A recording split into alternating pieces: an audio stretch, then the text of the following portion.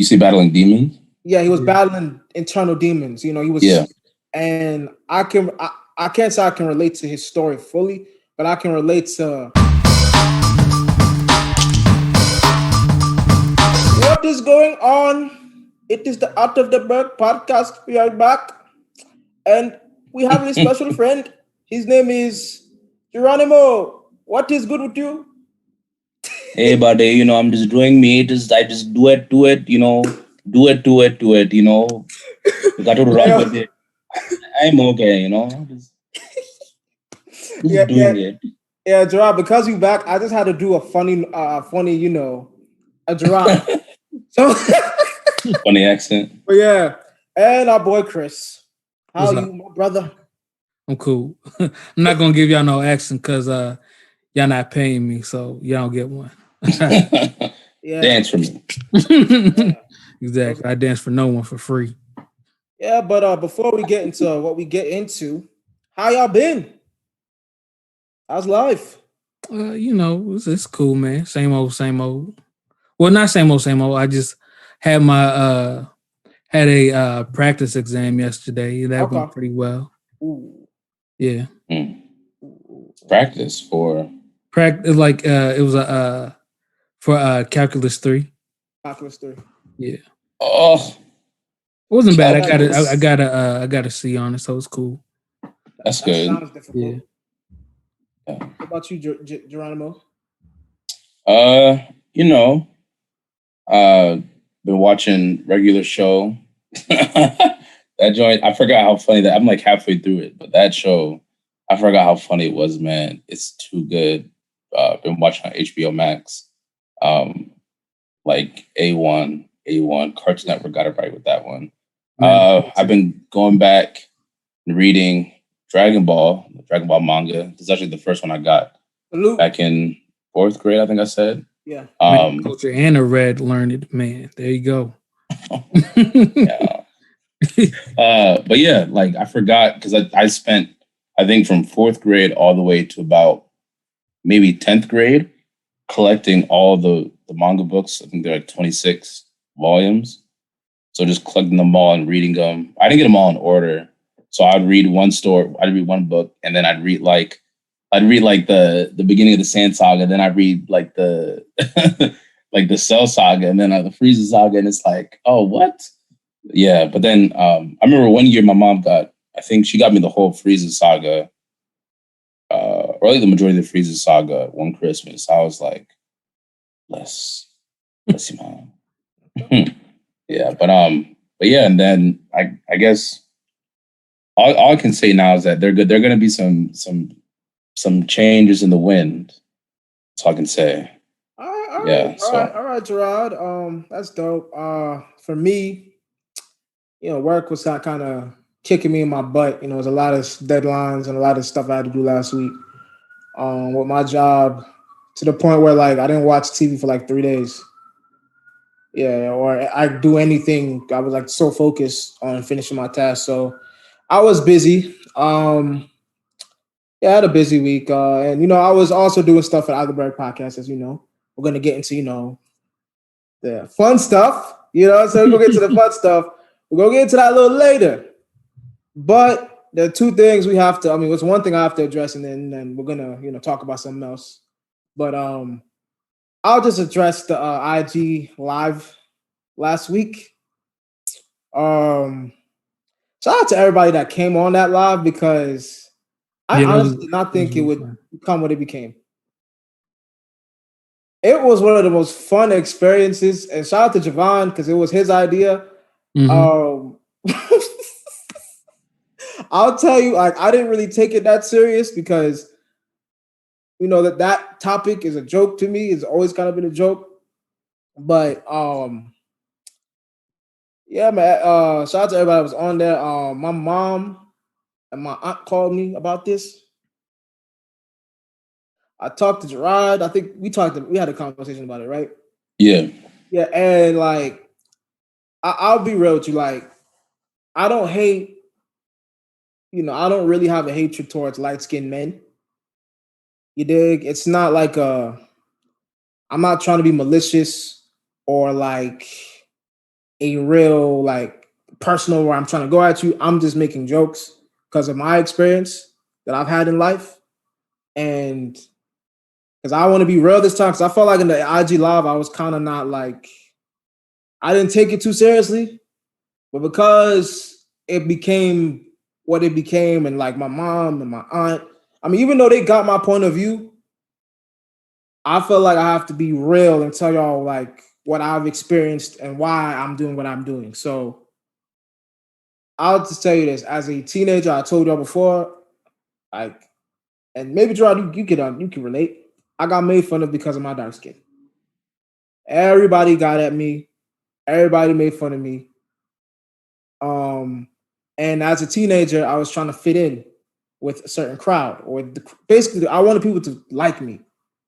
So I kind of changed. I wanted to change my image, dress a little different because people made fun of me because of the way I dressed and the shoes I wore, and people. So I wanted to change the image because I felt like, well, the dark skinned people that don't get made fun of, they're aggressive and they fight, and people leave them alone. So I felt like I had to do that. So as a kid, I got into a situation, and this is where like I'm gonna get really real. I got into a fight with a kid, a white boy, right? Typical middle school fight. I'm not gonna get into the details of that. It was a typical middle school fight. It was broken up. They broke the fight up. They took the kid. They took the white kid, put him in the nursing office, took care of him because he had bruises. Took me in the other room, and they told me to write a statement of what happened. As I'm trying to write the statement, my pinky, I couldn't feel my pinky. I couldn't move. I told her I couldn't write the statement. She told me, you should have thought of that before you fought. Meanwhile, white boy's getting taken care of for his bruises or whatever. I don't even know if I messed up his face. Come to find out later, I had a boxer's fracture. She didn't care. Strike one. Two, she called the police on me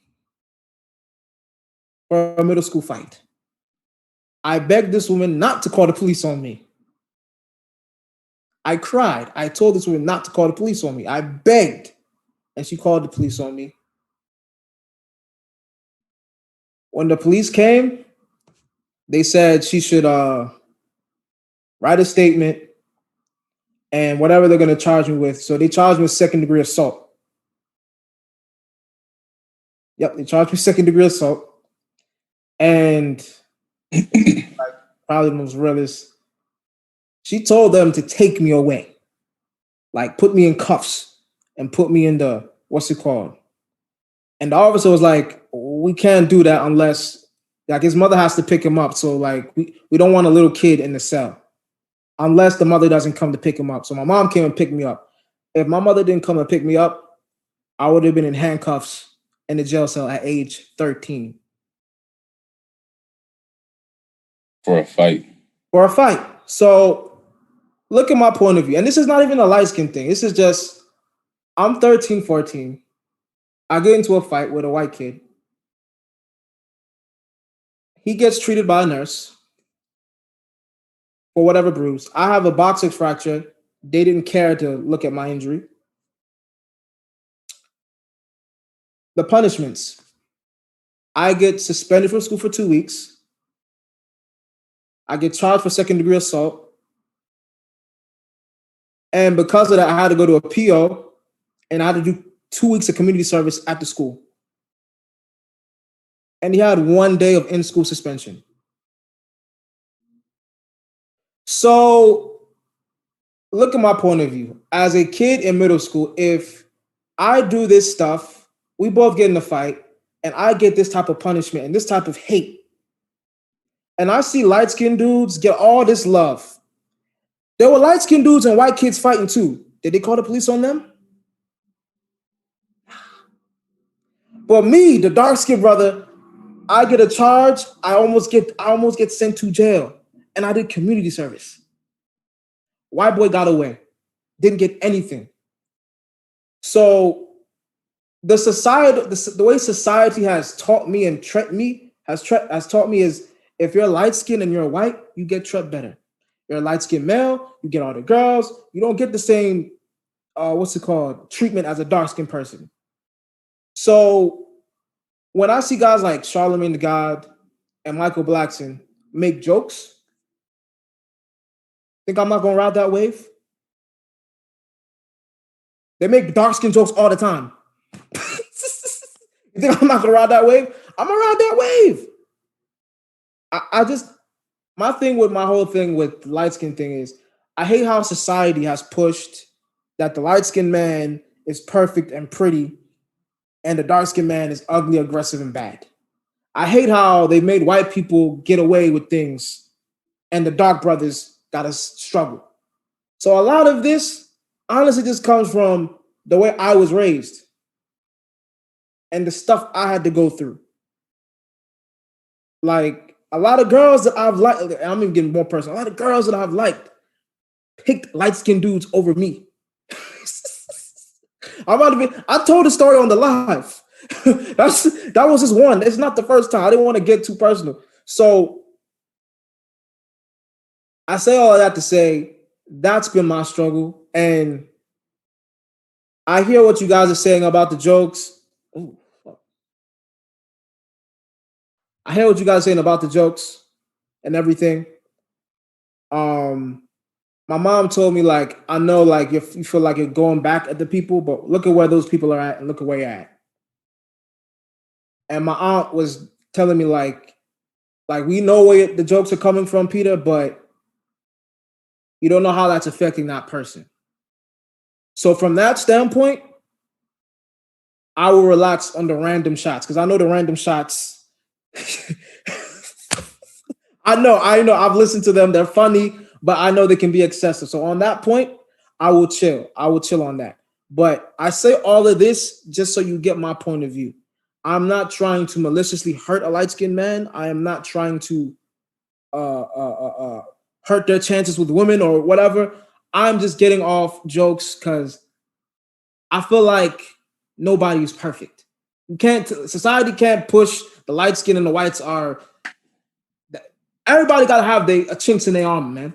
We can joke on anybody. That's just my thinking of it. So that's what I gotta say about it. If you don't wanna, any thoughts? Yeah, no, I mean, like what you suffered was like probably the most classic and easily identified case of like colorism. And for multiple reasons, I believe that was it the principal or whoever the lady was, called the cops on you should never have even been an educator in the first place because she clearly doesn't understand how to talk to children of who aren't like white, clearly. Yeah, and there's other things I'll probably share with you after this pod is over, but I don't want to get too deep in it because this was actually going to be a little bit more lighthearted of an episode after we're done, talk about all this stuff. But so remind me after the pod is over. But like she was definitely using you as like as a whipping boy, as a reminder to the other black people, probably. Yeah. Like you, if like this could be you, like and again for other reasons, I think she was also targeting you there too. But I'm gonna leave that alone for now as well. Oh, we'll talk. But what about you, Gerard? Yeah, I mean, I know for me, I felt like similar sentiment as you did, especially middle high school. But then I think in college, when I started to learn to stop, well, for me, it was more, I didn't like myself because I was dark skinned, because like you said, society valued white people or light skinned people or dark skinned. So for me, it wasn't until late high school to college where I just learned to not only love myself, but I also learned that there are people who appreciate and love me for who I am, the beautiful dark-skinned brother that I am. And that, white people and light-skinned people, like you said, do have chinks and that nobody is perfect, you know? So I think when I finally got to that point, a lot of the kind of not necessarily malice, but the bias against them dissipated. Okay. And I just kind of, I don't know, explain it. Yeah, I just felt it just felt a lot lighter. Like life didn't feel as heavy. It's heavy. You know, because of my skin color. Yeah. So yeah. And I also kind of learned to learn to be a lot more myself and not kind of put on this like dark skinned brothers stoic like portrayal. I just learned to just be goofy me. And yeah, it was just felt like a different world. Yeah, and I will say this too, like colorism in that sense is still from a different rate from there's always been like light skin and dark skin, you know, like there's always been that stigma, especially between like us Black people too. But like for me, at least in my experience, like going to high school, I think I told y'all, I can't remember if it was on or off the pod, but like I have like dealt with many like racist incidences where I might be the lighter one, but I wasn't charged any different than like my friend who might be like 3 shades darker than me.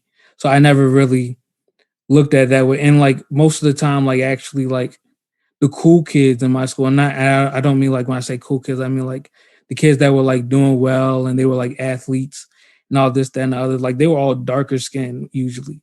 So I actually had the opposite of what y'all had. I actually was like felt left out because I wasn't darker. I was always like I guess in between. I've never been really dark skinned.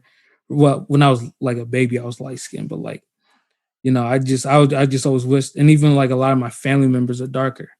So I always thought it was like the other way, or at least in my head for Black people, I thought it was the other way around. I thought it'd be better if you were darker. That's actually why I used to let my self bake in the sun a little bit. Hope I get a little darker. Yeah, and like you were saying, Chris, there are people. Like I know 2 people who are light skinned. Like I think one guy is just lighter skin. Both parents are Black, but he's just lighter skin, and then one's mixed Black and white, and they have a hard time, especially the one who's Black and white. I know she had a hard time trying to, you know, she didn't feel like she belonged to either, because the white people just saw her as just another Black person. No matter how light her skin tone was, you were still part of that team.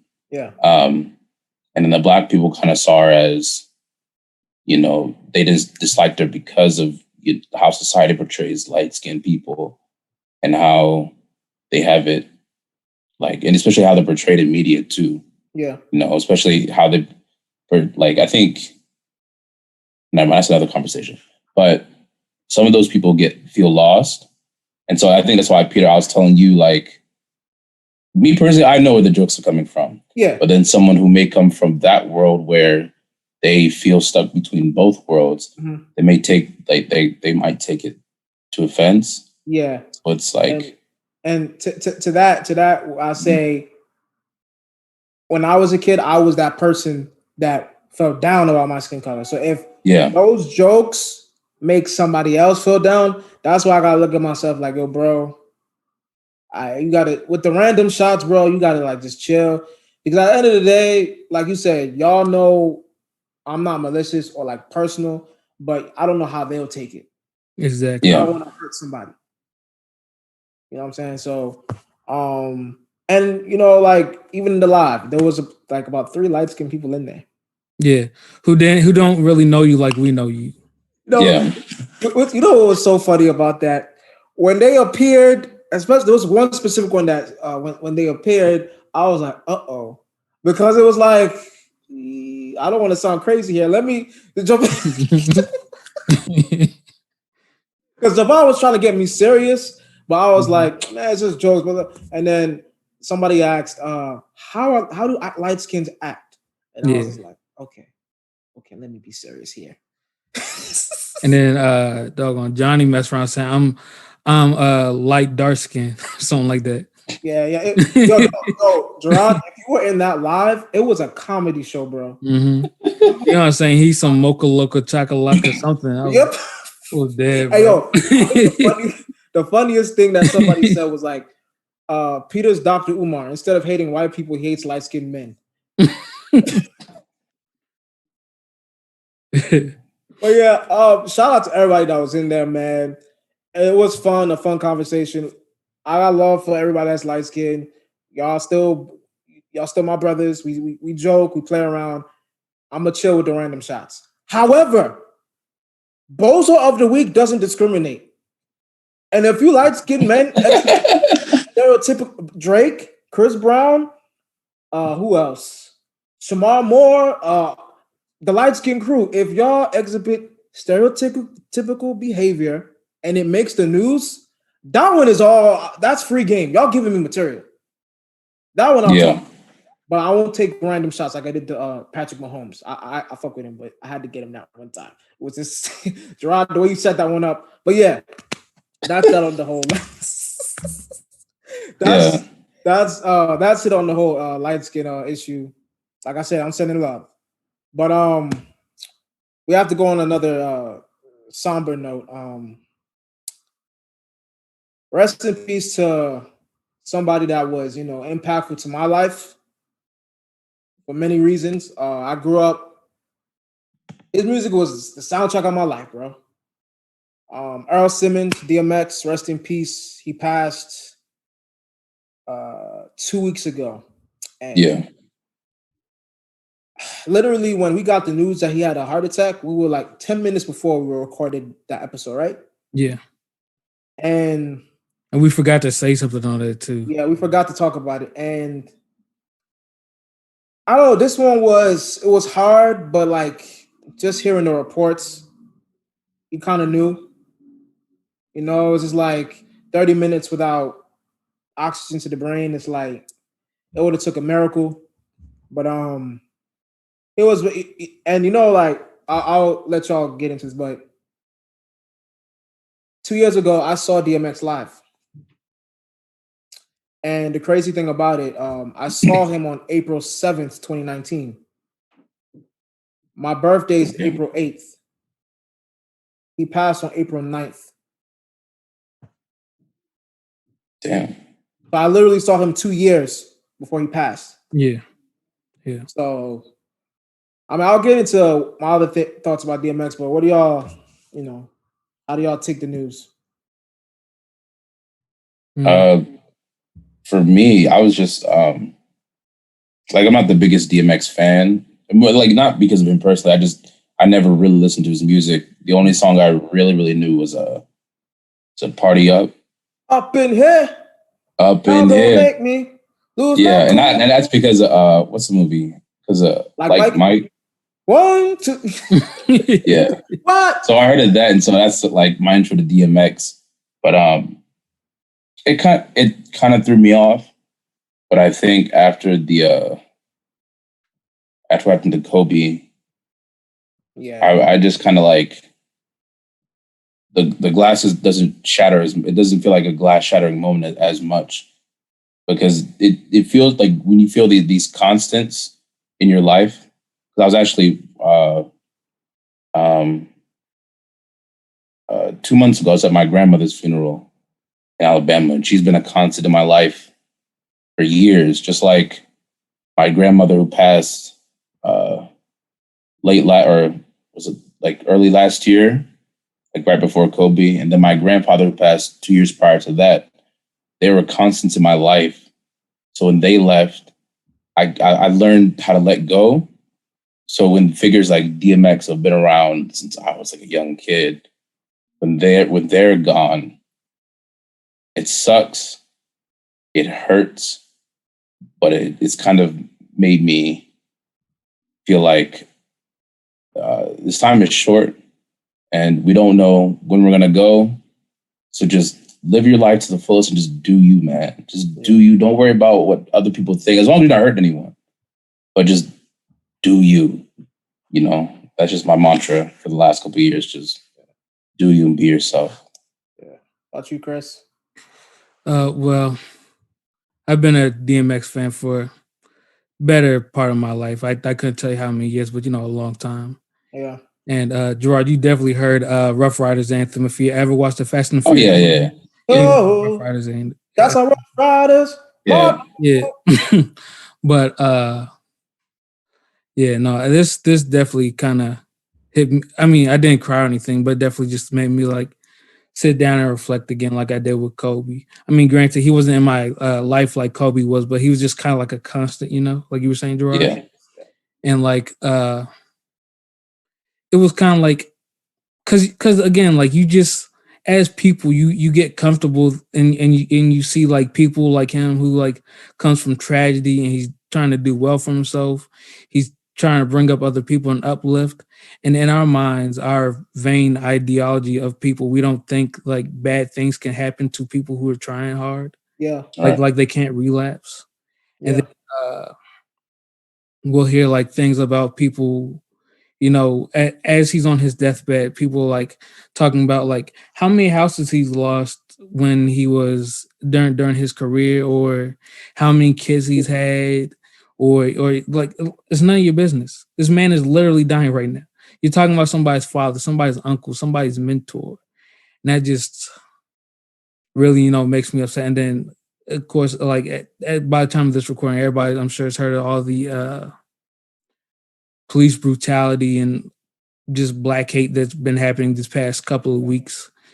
So just that and the combination with, losing DMX and then kind of looking back at like some of his past interviews and stuff, I've been feeling some type of way. Yeah, Chris, you said something about the past. I'm about to say some stuff about those past interviews because he is so real and unapologetically him. It's crazy. I mean, before I get into personal DMX things, like I saw an interview with the Breakfast Club, right? This is when Rick Ross and like they were asking him about how he feels about the modern rappers. This is like in 2012. So they asked him about Rick Ross. And he was like, yo, Rick Ross is all right, but all he talk about is eating and, his girlfriend. Like, how much can a nigga eat? Like, and then, bro, I know I just talked about this light skin thing, but when they asked him about Drake, oh my God, I don't like anything about Drake. I don't like the way he talk about. I don't like his face. I don't like his haircut. Nothing. He almost seemed like exact opposites. Mm-hmm. No disrespect to Drake, but DMX is the type of dude that would rob Drake. Probably, yeah.